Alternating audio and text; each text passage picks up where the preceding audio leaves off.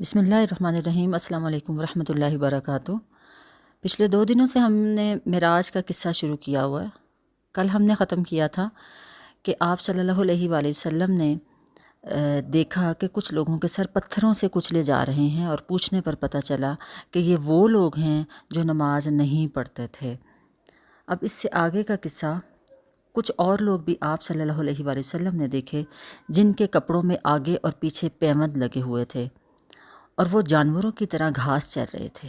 پوچھا یہ کون لوگ ہیں؟ کہا گیا یہ وہ ہیں جو اپنے مال سے زکوٰۃ اور خیرات کچھ نہیں دیتے تھے۔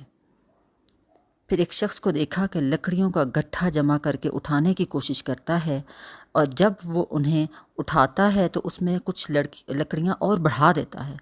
پوچھا یہ کون احمق ہیں؟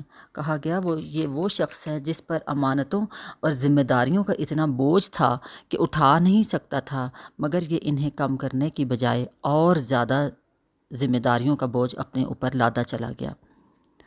پھر دیکھا کہ کچھ لوگوں کی زبانیں اور ہونٹ کینچیوں سے کترے جا رہے تھے۔ پوچھا یہ کون ہیں؟ کہا گیا یہ غیر ذمہ دار مقرر ہیں، اسپیکر ہیں، جو بے تکلف زبان چلاتے اور فتنہ برپا کیا کرتے تھے۔ ایک اور جگہ دیکھا کہ ایک پتھر میں ذرا سا شگاف ہے، اور اس سے ایک بڑا موٹا سا بیل نکل آیا۔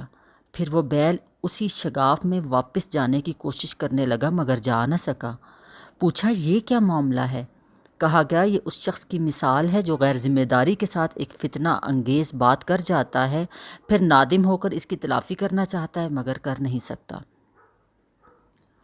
ایک اور مقام پر کچھ لوگ تھے جو اپنا گوشت کاٹ کاٹ کر کھا رہے تھے۔ پوچھا یہ کون ہیں؟ کہا گیا یہ دوسروں پر زبان تان دراز کرتے تھے، مطلب تانے دیتے تھے دوسروں کو۔ انہی کے قریب کچھ اور لوگ تھے جن کے ناخن تانبے کے تھے اور اپنے منہ اور سینے نوچ رہے تھے۔ پوچھا یہ کون لوگ ہیں؟ کہا گیا یہ وہ لوگ ہیں جو لوگوں کی پیٹھ پیچھے ان کی برائیاں کرتے اور ان کی عزت پر حملے کیا کرتے تھے۔ کچھ اور لوگ دیکھے جن کے ہونٹ اونٹوں کے ہونٹ سے مشابہ تھے، ریزیمبل کرتے تھے، اور وہ آگ کو کھا رہے تھے۔ پوچھا یہ کون ہیں؟ کہا گیا یہ یتیموں کا مال ہضم کرتے تھے۔ استغفر اللہ۔ پھر دیکھا کچھ لوگ ہیں جن کے پیٹ بے انتہا بڑے اور سانپوں کے ساتھ بھرے ہوئے ہیں، آنے جانے والے ان کو روندتے ہوئے گزرتے ہیں، مگر وہ اپنی جگہ سے ہل نہیں سکتے۔ پوچھا یہ کون ہیں؟ کہا گیا یہ سود خور ہیں۔ پھر کچھ اور لوگ نظر آئے جن کے ایک جانب نفیس چکنا گوشت رکھا تھا اور دوسری جانب سڑا ہوا گوشت جس سے سخت بدبو آ رہی تھی، اور وہ اچھا گوشت چھوڑ کر سڑا ہوا بدبودار گوشت کھا رہے تھے۔ پوچھا یہ احمق کون ہیں؟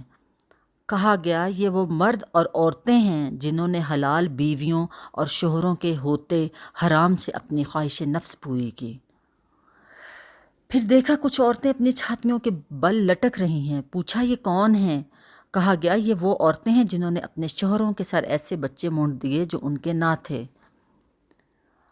انہی مشاہدات کے سلسلے میں نبی صلی اللہ علیہ وآلہ وسلم کی ملاقات ایک ایسے فرشتے سے ہوئی جو نہایت ترش روی سے ملا۔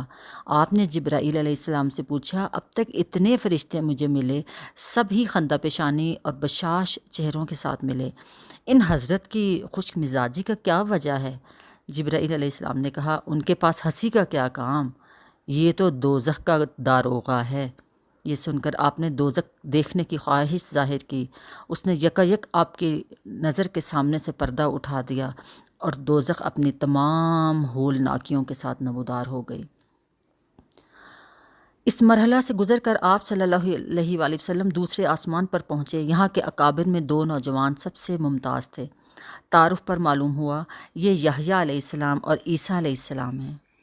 تیسرے آسمان پر آپ کا تعارف ایسے بزرگ سے کرایا گیا جن کا حسن عام انسانوں کے مقابلے میں ایسا تھا جیسے تاروں کے مقابلے میں 14ویں کا چاند۔ معلوم ہوا یہ یوسف علیہ السلام ہے۔ چوتھے آسمان پر حضرت ادریس، 5ویں پر حضرت ہارون، 6 پر حضرت موسیٰ علیہ السلام آپ سے ملے۔ 7ویں آسمان پر پہنچے تو عظیم الشان محل بیت المعمور دیکھا جہاں بے شمار فرشتے آتے اور جاتے تھے۔ اس کے پاس آپ کی ملاقات ایک ایسے بزرگ سے ہوئی جو خود آپ سے بہت مشابہ تھے۔ تعارف پر معلوم ہوا وہ ابراہیم علیہ السلام ہیں۔ پھر مزید ارتقاء شروع ہوا، یہاں تک کہ آپ سدرۃ المنتہا پر پہنچ گئے، جو رب العزت کی پیشگاہ اور عالم خالق کے درمیان حد فاضل کی حیثیت رکھتا۔ نیچے سے جانے والے یہاں رک جاتے ہیں اور اوپر سے احکام اور قوانین براہ راست نیچے آتے ہیں۔ یہ سدرۃ المنتہا ہے۔ اسی مقام کے قریب آپ کو جنت کا مشاہدہ کرایا گیا اور آپ نے دیکھا کہ اللہ نے اپنے صالح بندوں کے لیے وہ کچھ مہیا کر رکھا ہے جو کسی آنکھ نے دیکھا، نہ کسی کان نے سنا، اور نہ ہی ذہن میں اس کا تصور تک گزرا۔ اب سدرۃ المنتہا پہ جبرائیل علیہ السلام ٹھہر گئے اور آپ تنہا آگے بڑھے۔ ایک بلند ہموار سطح پر پہنچے تو بارگاہ جلال سامنے تھا۔ ہم کلامی کا شرف بخشا گیا۔ جو باتیں ارشاد ہوئیں ان میں سے چند یہ ہیں۔ ہر روز 50 نمازیں فرض کی گئیں۔ سورہ بقرہ کی آخری 2 آیات تعلیم فرمائی گئیں۔ شرک کے سوا دوسرے سب گناہوں کی بخشش کا امکان ظاہر کیا گیا۔ ارشاد ہوا کہ جو شخص نیکی کا ارادہ کرتا ہے اس کے حق میں ایک نیکی لکھ دی جاتی ہے، اور جب وہ اس پر عمل کرتا ہے تو 10 نیکیاں لکھی جاتی ہیں، مگر جو برائی کا ارادہ کرتا ہے اس کے خلاف کچھ نہیں لکھا جاتا جب تک کہ وہ اس پر عمل نہ کرے۔ بس ایک ہی برائی اس کے حصے کی لکھی جاتی ہے کیونکہ اس نے ارادہ کیا۔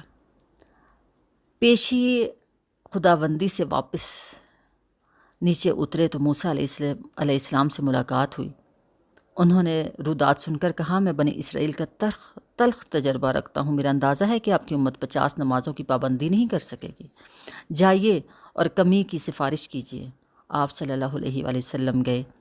اللہ جل شانہ نے 10 نمازیں کم کر دیں۔ پلٹے تو موسیٰ علیہ السلام نے وہی بات کہی۔ پھر جاتے اور آتے رہے۔ آخرکار 5 نمازوں کی فرضیت کا حکم ہوا اور فرمایا گیا کہ یہی 50 کے برابر ہے۔ واپسی کے سفر میں آپ اسی سیڑھی سے اتر کے بیت المقدس آئے۔ یہاں پھر تمام پیغمبر موجود تھے۔ آپ صلی اللہ علیہ وآلہ وسلم نے ان کو نماز پڑھائی جو غالباً فجر کی نماز تھی۔ پھر براق پہ سوار ہوئے اور مکہ واپس پہنچ گئے۔ یہ تھا معراج کا پورا سفر۔ اب مکہ واپس پہنچ گئے ہیں، اس سے آگے کی کیا بات ہے وہ انشاءاللہ تعالی نیکسٹ انشاءاللہ ویڈیو میں ذکر ہوگا۔ اللہ تعالیٰ آپ کو اور مجھے دین کی بہت خوبصورت اور پیاری باتوں کو سمجھنے کی اور عمل کرنے کی توفیق عطا فرمائے۔ آمین یا رب العالمین۔ جزاکم اللہ خیر۔